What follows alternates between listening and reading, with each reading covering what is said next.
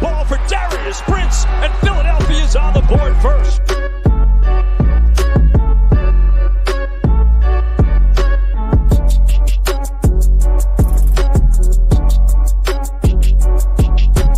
On the draw, this is Grayson Allen. And Allen weaving his way all the way down to the 22. 10-yard line, 5. Mayfield, Dancy, all around. Throw as far as he can throw it. Jump ball coming. Crazy stuff. Not this time.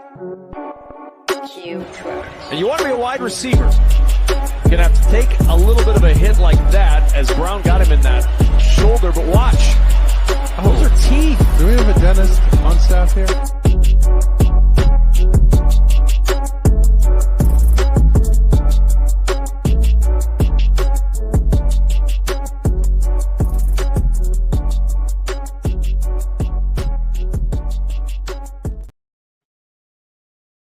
Hello everyone and welcome back to another video.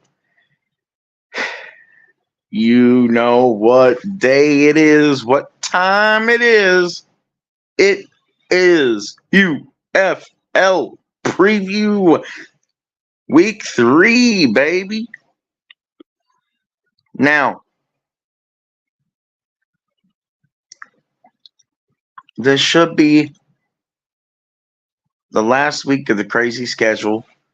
I'm going to make more of a solid schedule starting next week.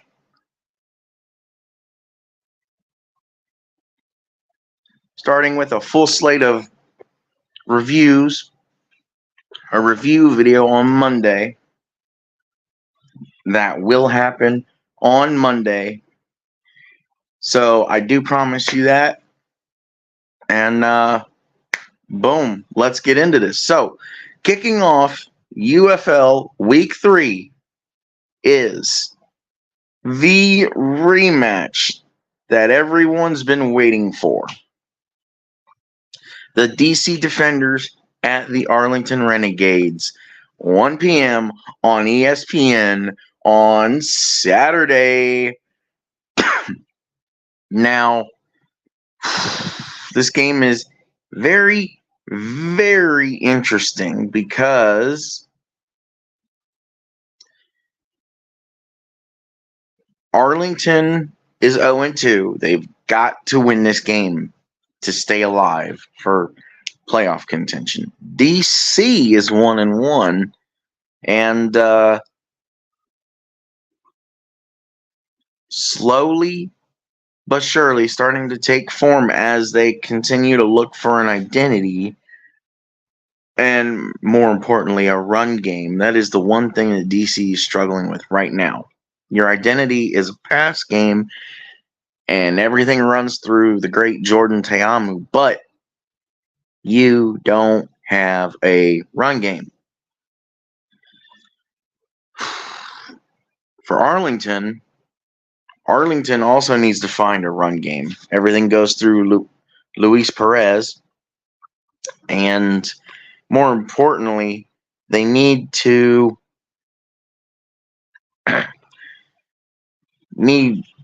find better O-line play so that Luis has time and can stand up in the pocket to be able to make throws.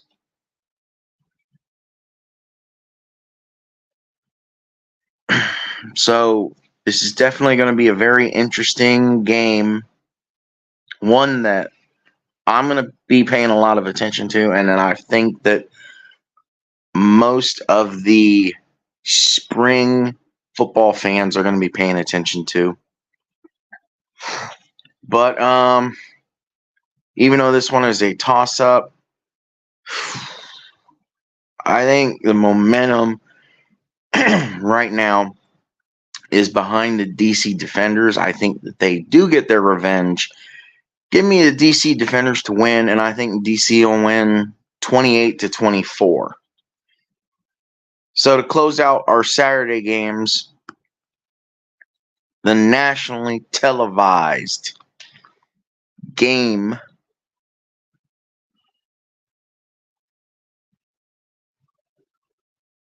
and the first of 3 over-the-air games this week. 7 p.m. Saturday night. The Memphis Showboats, the Birmingham Stallions. Now, there's not a lot to talk about here, honestly. Couple big things, though. First, with Birmingham, come on, Skip. This 2-quarterback system does not work. Do not continue to run this system if you want to be able to three-peat as spring football champions. Okay, you've announced the other day, I think yesterday, that you're going to have Adrian Martinez start. Then stick with Martinez.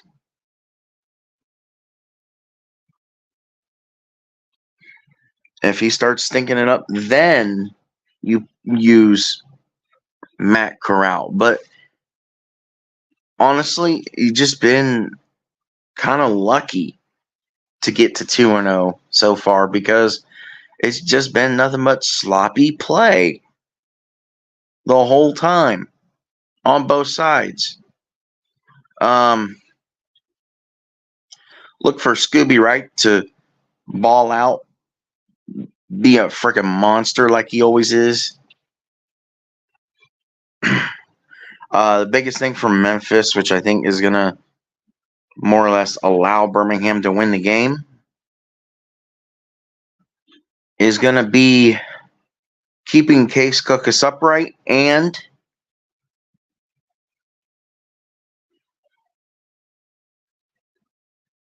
keeping it to where he doesn't have to run for his life.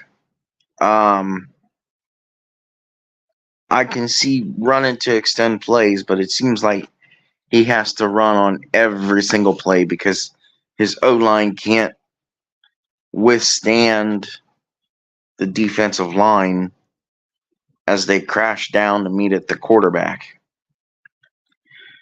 But with that being said, I think Birmingham gets the win here. Give me the Stallions to win 38-28. So, with that being said, let's have a moment from one of our sponsors. In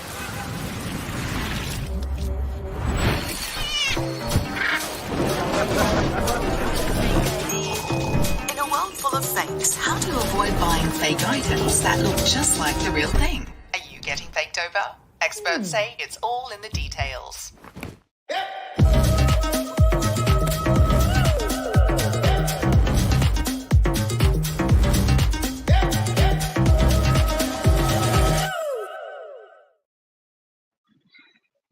All right. Thank you again to one of our sponsors, eBay. Use the link in the description to get just some discounts at eBay, on eBay, by eBay, from eBay, for ebay.com. So, with that being said, let's move into Sunday.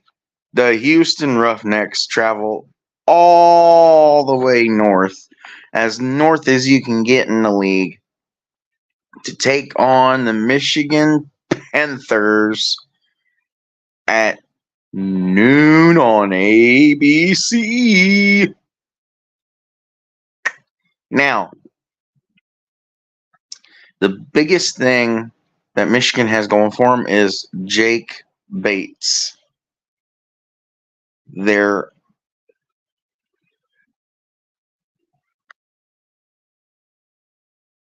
Their amazing and incredible kicker.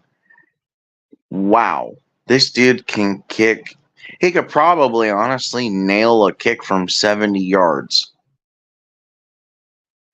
And of course, the standout for Houston, that at least is for sure going to play this week. I think Kiki Chisholm is up in the air, I believe.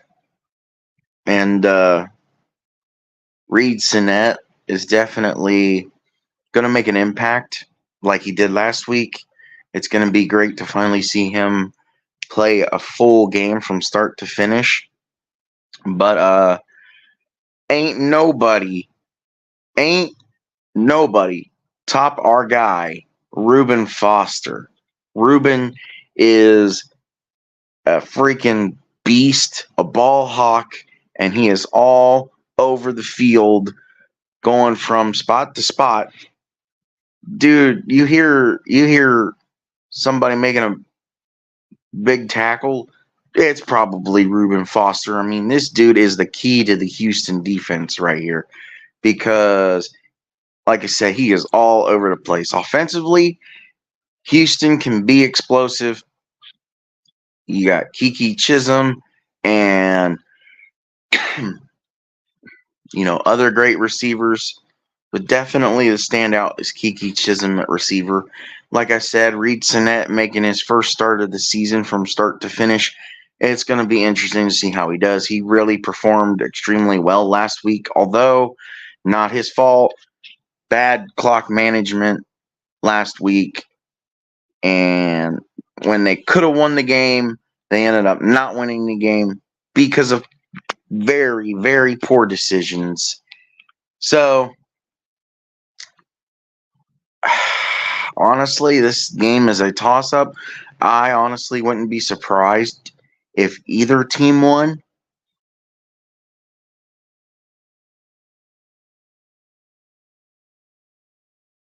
I wouldn't be surprised if either team won. And,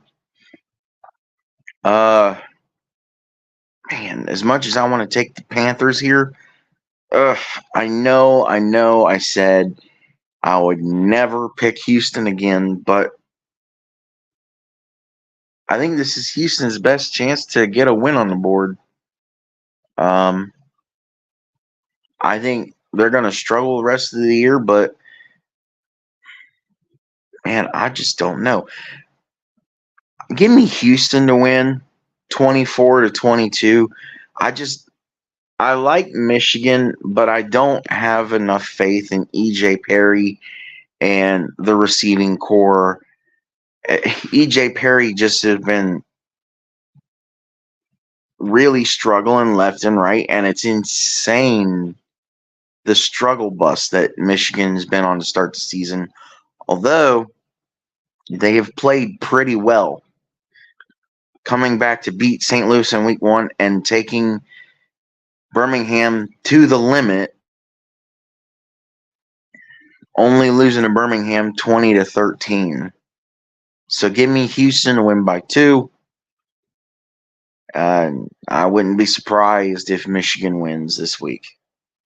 And finally, to close out the week, St. Louis Battlehawks go on the road to take on the San Antonio Brahmas. And honestly, in my opinion, for Spring League football, this game is quite the treat for us because Chase Garbers, the quarterback for the San Antonio Brahmas, is quite the underrated quarterback. The dude can make great decisions, and he has played above and beyond expectations. And I love what he's done with San Antonio, going from Jack Cohn last year in the XFL to Chase Garbers in the UFL. And not to mention, honestly, Chase Garbers is probably more of a system quarterback. He can just learn a system and fit right in because Wade Phillips is the coach of San Antonio. And I think he's done a very, very good job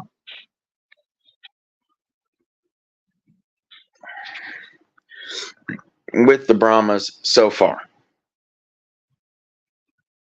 On the other hand, you got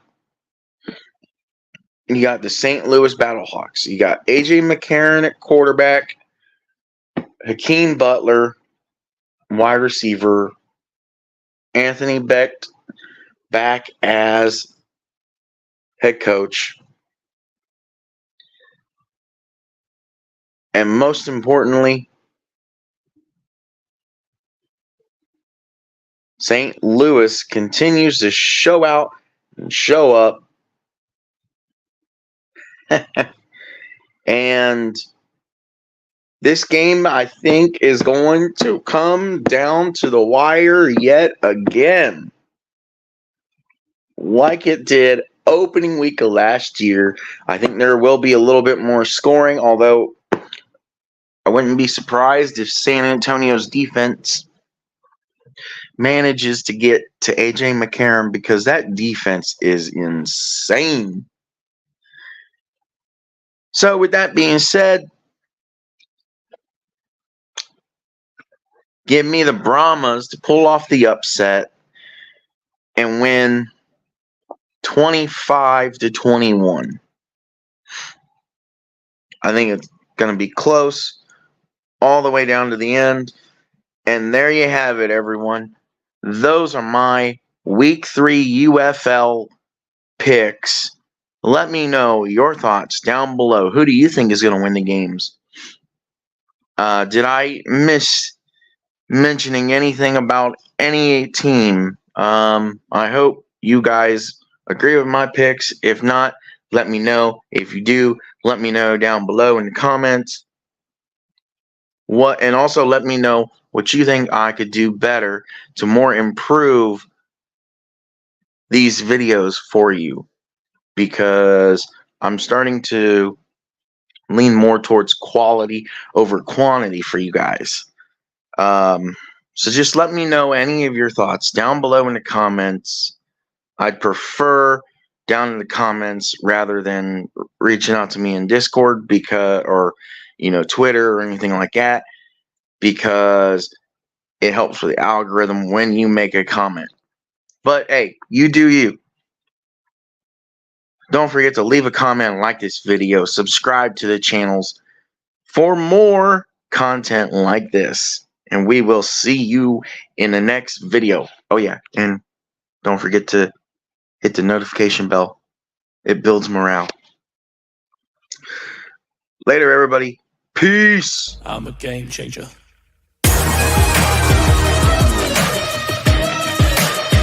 I'm a game changer.